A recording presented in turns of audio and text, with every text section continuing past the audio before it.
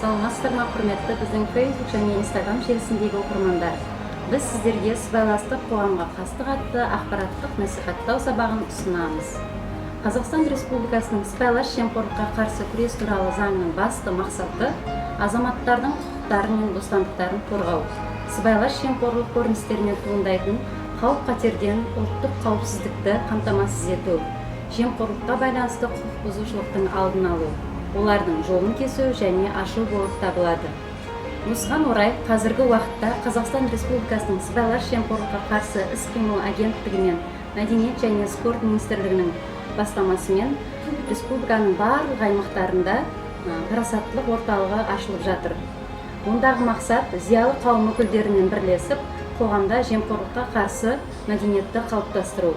Осы орайда Түркістан облыстық Ыбырай Алтынсарин атындағы балалар кітапханасында Парасат жолы орталығы ашылды. Әрине, Парасат жолы орталығының кітапханалардан ашылуы орынды деп санаймыз. Себебі парасаттылықтың, мәдениеттің, руханияттың қайнар көзі кітапта. Осыған орай біздің кітапханамызда Парасат орталығында жемқорлыққа қарсы кітап көрмесі ұйымдастырылып, көпшілік назарына ұсынып отырмыз. Еліміздің әрбір азаматы сыбайлас жемқорлықпен жұмыла күрескен сәтте ғана нәтижелі болатыны айқын. Сондықтан қоғамда жегідей жеп жатқан қауіпті індетпен көп болып күресуіміз қажет. Осы орайда біздің кітапханамызда Мұхтар Әуезов атындағы Оңтүстік университетінің студенттері біздің кітапханамызда іс-тәжірибе алмасып жүрген болатын. Осы студенттеріміздің дайындаған видеоролигін назарларыңызға ұсынамыз.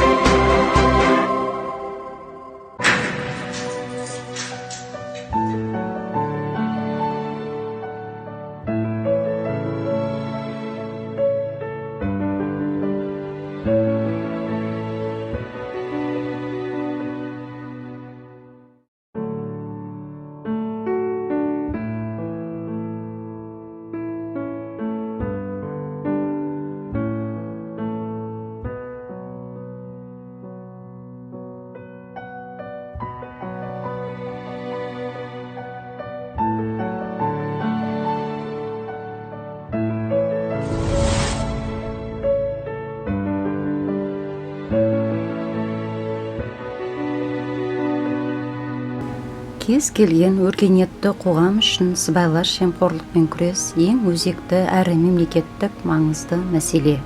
Мемлекеттің бастамалары өсіп өркендеуіне кесапатын тигізіп, жетістіктерін жоққа шығаратын, елдің экономикалық қауіпсіздігіне қауіп-қатер төндіретін жымысқы жау десе де болады.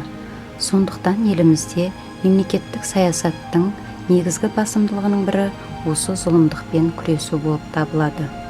Сыбайлас жемқорлыққа қарсы күрес жүргізу дегеніміз бұл мемлекетте тұрақтылықты қамтамасыз етудің қажетті шарты. Сыбайлас жемқорлықпен күресу еліміздің бүгінгі күнгі күрделі мәселелердің бірі болып отыр. Үлкен әлеуметтік қасірет болып табылатын жемқорлық саяси даму тұрғысынан бір-біріне ұқсамайтын әлемдегі елдердің қай-қайсысында қатты алаңдататыны анық. Жемқорлыққа қарсы күрес жан-жақты, үздіксіз, ашық әрі әділетті түрде жүргізілуі тиіс. біз сонда ғана алға қойған биік мақсаттарға қол жеткізе аламыз. Сондықтан қоғамды жегідей жеп жатқан қауіпті індетпен көп болып күресуіміз қажет. Сыбайлас жемқорлық заман ағысымен бірге өсіп өркендеп, мол қаражат және қоғамдық бәсекелестік пайда болған жерлерге тамырын жайып, бүгінгі күнге дейін жойылмай отырған кеселдің бірі. Бұл кесел дамушы елдердегідей біздің жас мемлекетімізге де орасан зор нұқсан келтіріп отыр. Парақорлықтың алдын алу, жолын кесу, ашу және тергеу жұмыстары жоспарлы түрде жүзеге асырылып келеді. Бүгінгі таңда әлеуметтік аурудың алдын алу және әшкерелеу үрдісі жылдан жылға өсе түсуде. Парақорлықпен елімізде көбіне көп қолында билігі бар, шешім шығаруға, бөліп бергізуге өкілеті жететін қызметкерлердің айналысып отыратыны көрсетіп берді. Қазақстан Республикасының сыбайлас жемқорлыққа қарсы күрес туралы заңына сәйкес, сыбайлас жемқорлықпен күресті барлық мемлекеттік органдар мен лауазымды тұлғалар жүргізуі тиіс. Мемлекеттік органдардың, ұжымдардың, жергілікті өзін-өзі басқару органдарының басшылары өз өкілеттілігінің шегінде өздерінің кадр, бақылау, заңгерлік және өзге де қызметтерін тарта отырып, заң талаптарының орындалуын қамтамасыз етуге міндетті деп көрсетілген. Сыбайлас жемқорлыққа қарсы күрес туралы заң талабының аясында жемқорлыққа қарсы іс-әрекеттер әр салада жүзеге асырылуда. Әсіресе халық парақорлық дертімен жиі бетпе-бет келеді. Сондықтан кез келген ортада пара беру мен пара алудың жолын кесуде қоғам болып белсенділік танытуымыз қажет. Парақорлық мемлекеттік органдардың тиісті қызмет атқаруына кері әсерін тигізіп, беделіне нұқсан келтіреді. Заңды қағидаларды теріске шығарып, азаматтардың конституциялық құқықтары мен заңды мүдделерінің бұзылуына түрткі болады. Мемлекеттік қызметшілердің сыбайлас жемқорлық қылмыстар және осы тұрғыдағы құқық бұзушылықтарға бой алдыруының себебі көп. Оған ең алдымен қызметшілердің білім деңгейінің, әдептілік ұстанымының төмен болуы әсер ететіні болса керек. Мемлекет басшысының кезекті жолдауында заңды бұзған екенсің, оның баптарына сәйкес жауапқа тартыласың дейтін нақты ереже бар. Сыбайлас жемқорлық белең алған мемлекет дамымайды, өркендемейді. Сол үшін мықты мемлекет пен бірлігі бекем ел болуымыз үшін адалдыққа жол беруіміз керек. Сонда ғана өсеміз, дамимыз.